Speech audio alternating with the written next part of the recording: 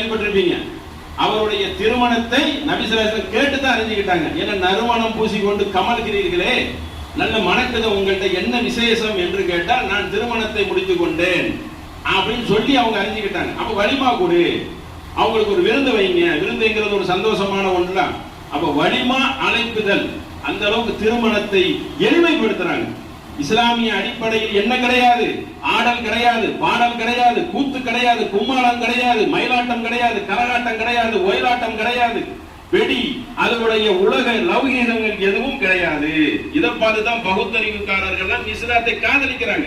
இப்படிப்பட்ட திருமணத்தை 14 நூற்றாண்டுக்கு முன்னாலே என்னது கற்றுத்தந்த மார்க்கம். நம்ம எதை நோக்கி இருக்கிறோம்?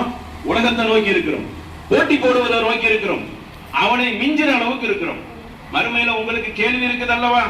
யௌமில் அதீம் யௌம யகூனுன் நாஸு லிரப்பில் ஆலமீன். மகத்தான நாள் இருக்கே, நீங்கள் அதற்கு அஞ்ச மாட்டீர்களா? கேள்வி பதில் இல்லாமல் தப்பித்து விடுவேன் என்று நினைத்துக் கொண்டீர்களா? உலக வாழ்க்கை இப்படியே நகர்ந்து விடும் என்று நினைத்துக் கொண்டிருக்கிறீர்களா? கிடையவே கிடையாது. ஒரு அற்ப வாழ்க்கை.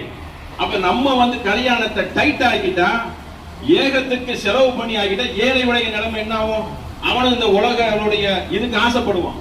அப்போ ஒரு கெட்ட முன்மாதிரிக்கு ஒரு மூமின் அடையாளமாக இருக்கக்கூடாது, நல்ல முன்மாதிரிக்கு இருக்கணும். நல்ல விஷயத்திற்கு ஒரு மூமின் முன்மாதிரியா இருக்கணுமே ஒழிய கெட்டதற்கு முன்மாதிரியாக இருக்கக்கூடாது.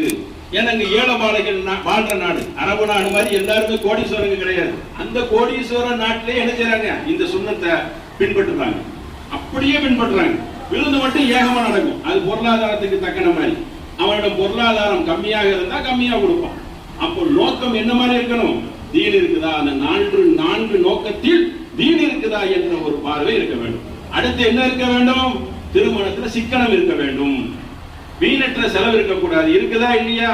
இஸ்லாமிய அடிப்படையில் குதிரைகளை வைத்து கூட்டு போற அளவுக்கு சென்னையில இன்னும் திருமணம் நடக்கக்கூடியது இருக்கு. 20ஆம் நூற்றாண்டை தொட்டு விட்டான். இந்த திருமணத்தை அரசாங்கத்துக்கு நம்ம தான் கத்து கொடுத்துருக்கோம். சாட்சி இப்படி வைங்கன்னு சொல்லி ரிஜிஸ்டர் ஆபீஸுக்கு போனா என்ன கேட்க மாட்டான்? எங்க பேண்ட் வாத்திய எங்க உங்களுடைய விசேஷ பண்டிகை எங்க?